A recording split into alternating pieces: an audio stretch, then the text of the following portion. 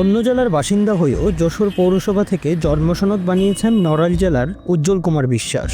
25 August তিনি নাম, ধর্ম ও জন্মস্থান বদলে উজ্জ্বল হোসেন পরিচয়ে যশোরে ভাড়াটিয়া থেকে স্থায়ী বাসিন্দা হয়ে যান। অথচ 2017 সালে ইস্যু হওয়া জাতীয় পরিচয়পত্রে তিনি হিন্দু এবং জন্মস্থান নড়াইল। যশোরে নিজের নামে একখণ্ড জমি বা বাড়ি না থাকলেও যশোরের আদালতে ধর্ষণ সহ 2টি ফৌজদারি মামলা বিচারাধীন রয়েছে তার বিরুদ্ধে। জন্ম যে জেলায় সে জেলাতেই জন্ম নিবন্ধন করার বিধান থাকলেও 48 বছর বয়সে এসে কিভাবে অসাধ্য সাধন করলেন উজ্জ্বল কুমার, জানতে চাইলে সব দায় পৌরসভার উপর চাপান তিনি। এটা তো আমি আইন তো জানি না যে যেখানে জন্মস্থান সেখানে করতে, আমি এখানে গেছি আমার করে দিতেছে, আর এটা তো ভুল করেছে আমি তো বলতে পারবো না। ক্যামেরায় মুখ না খুললেও ফোনে বলেন জাতীয় পরিচয়পত্রটিও এই জন্ম নিবন্ধন দিয়ে পরিবর্তন করবেন। ফয়সাল নামে এক দালাল তাকে সব করে দিয়েছে। এর জন্য 24 আগস্ট যশোরের আদালত থেকে ধর্মান্তরের একটি এফিডেভিটও করেছেন তিনি। ওরা যেটা বলে সেটাই করি, সেভাবে করেছি আমি। ওরা ওই যে ফয়সাল করিস, ফয়সাল ও থাকে করে দিতে সব কিছু। পৌরসভা থেকে এটা বলবে না যে এটা হবে না, এটা তার কথা বলার কথা থাকে। এটা পৌরসভা থেকে গেলে পারে বললো যে জুডিশিয়াল ম্যাজিস্ট্রেটের লাগবে, এফিডেভিট লাগবে। ওই পৌরসভাকে নিয়ে গেলাম আগে, গেলে ওরা বললো আপনি যে চিফ জুডিশিয়াল ম্যাজিস্ট্রেটে করে নিয়ে আসেন। আমি তো আসলে এটা ভাই ঠাকুর ভাই আমি অত দেখিনি। আমি যেহেতু যশোরেই থাকি, সবসময় বাড়িতে যাই না, যেমন হাসপাতালে থাকি, আবার যেমন সিরাজ ভাইয়ের বাসায় থাকি। না আমি জন্ম নিবন্ধন আইডি কার্ড ঠিক হবে না, আমার সংশোধন তো ওটাও করবো আমি, এই জন্যই ওটা লিখি। ধর্মান্তরের এফিডেভিটে উজ্জ্বলের ঠিকানা নড়াইলে উল্লেখ করা আছে, কিন্তু যশোর পৌরসভার জন্মস্থান যশোর দেখিয়ে এটি কিভাবে ইস্যু করতে পারে জানতে চাইলে বেশ চটে যান পৌর প্রশাসক। সনদটি বাতিল করতে এই প্রতিবেদককেই তার কাছে আবেদন করতে বলেন। তাহলে আপনি এত কিছু জানতেন, তাহলে আপনি তখন আমাকে আগে অগ্রিমে জানাই রাখতেন এই ভদ্রলোক কিন্তু এইভাবে প্লেস অফ বার্থ আর এইসব নিয়ে এগুলো করেছে আর কি। এখন আবেদন করেন, আমরা আবার মিনিস্ট্রিতে লিখি আর কি এটা করার জন্য, জন্ম নিবন্ধনটা বাতিল করার জন্য। আপনি লেখেন, আমরা বাতিল করার ব্যবস্থা করবো। এটা আপনি আমার বরাবর লিখবেন আর কি, আবেদন করবেন। গেল 15 সেপ্টেম্বর পৌর প্রশাসকের কাছে জন্ম নিবন্ধনটি বাতিলের আবেদন করেন মামলার বাদী। সশরীরে প্রশাসকের কক্ষে প্রবেশের অনুমতি না মেলায় ডাকযোগে আবেদনটি পাঠান ওই নারী।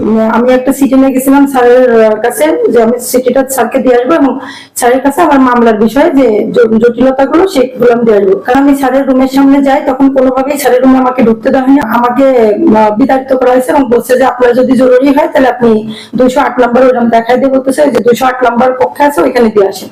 তো চিঠিটা যেহেতু অনেক গোপনীয় এবং চিঠিটা যদি স্যারের হাতে না পৌঁছে এবং গায়েব হয়ে যায়, এই ভয়ে আমি দিতে সাহস পাইনি। পরে আমি ওইখান থেকে চলে এসে আমি ডাকযোগে চিঠিটা স্যারের উদ্দেশ্যে আমি পাঠাইছি পৌরসভা। 1 সপ্তাহ পর কি ব্যবস্থা নেওয়া হয়েছে জানতে চাইলে পৌর প্রশাসক আবেদন পাওয়ার কথা অস্বীকার করে বসেন। এটি বড় ধরনের জালিয়াতি বলে স্বীকার করেন, কিন্তু বক্তব্য দিবেন না বলে কক্ষ ত্যাগ করেন। পুনরায় দরখাস্ত দিতেও বলেন পৌর প্রশাসক। আপনি বলেন যে ওনাদের কাছে বক্তব্য চাইছে, ওনার বক্তব্য দেয় না, এটা তো আসলে একটা জালিয়াতি হয়েছে। জন্মস্থান নড়াইল, স্থায়ী ঠিকানা নড়াইল, সেটা কিভাবে আমার এখান থেকে সেইটুকু খুঁজে বের করবো। প্রশাসক অস্বীকার করলেও পৌরসভার সাধারণ শাখার তথ্য বলছে 16 সেপ্টেম্বর প্রশাসকের টেবিলে পৌঁছায় জন্ম নিবন্ধন বাতিলের আবেদনটি, যার ডকেট নাম্বার 3584। প্রশাসনিক কর্মকর্তা উত্তম কুণ্ডুকে তদন্তভার দিয়েছেন বলেও জানান এক উচ্চমান সহকারী। স্যারের টেবিলে তো অবশ্যই গেছি, স্যার অনেক দরখাস্ত, স্যারের তো ওইভাবে মনে থাকে না। হ্যাঁ অবশ্যই দেওয়া হয়েছে, আমি দেখে এটা আমাদের এও স্যারের কাছে চলে গেছে, প্রশাসনিক কর্মকর্তা উত্তম কুমার, ওই 16 তারিখে গেছে। অনুসন্ধানে জানা গেছে উজ্জ্বলের 2023 সালে আরেকটি জন্ম নিবন্ধন, যেখানে ধর্ম হিন্দু, স্থায়ী ঠিকানা ও জন্মস্থান নড়াইল লেখা, সেটিও ইস্যু করেছে যশোর পৌরসভা। সম্প্রতি ওই নিবন্ধনটি সংশোধন করে প্রশাসনিক কর্মকর্তা উত্তম কুমার কুণ্ডু তাকে যশোরের স্থায়ী বাসিন্দা বানিয়েছেন। উজ্জ্বলের 2টি নিবন্ধনই প্রস্তুতকারী এই উত্তম কুণ্ডু। সাংবাদিকদের উপস্থিতি টের পেয়ে সটকে পড়েন তিনি। উজ্জ্বল কুমার বিশ্বাসের জন্ম নিবন্ধনের পুরো প্রক্রিয়াটি অবৈধ বলে বলেছেন নড়াইলের ইউএনও। মানে আইন অনুযায়ী তিনি তো আর যশোর জেলা থেকে করতে পারবেন না। না এটা পারবে না, যদি সে কইরা ফেলে এটা অবৈধ হয়ে গেছে, এটা হবে না ভাই, এটা হবে না। হ্যাঁ তাইলে অবশ্যই একই সিস্টেম, কারো এখানে ওটা বাতিল করে এখানে আইসা পড়তে হবে, তার ফাইলে এখানে ট্রান্সফার করতে হবে।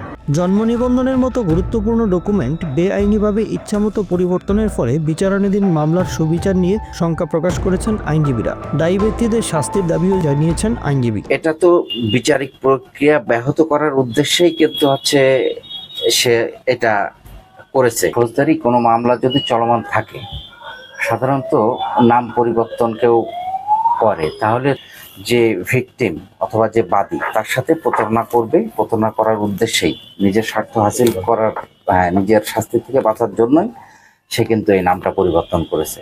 সেক্ষেত্রে দণ্ডবিধিতে আমাদের হচ্ছে 468 ধারায় প্রতারণার উদ্দেশ্যে জালিয়াতির একটা শাস্তির বিধান রয়েছে, সেখানে সর্বোচ্চ শাস্তি হচ্ছে 7 বছর। দ্রুত পৌর প্রশাসনকে জনমুখী করে তোলার জন্য উদ্যোগ গ্রহণ ও অসাধু ব্যক্তিদের বিরুদ্ধে শাস্তিমূলক ব্যবস্থা গ্রহণের দাবি জানিয়েছে সচেতন মহল। Bangla affairs news desk.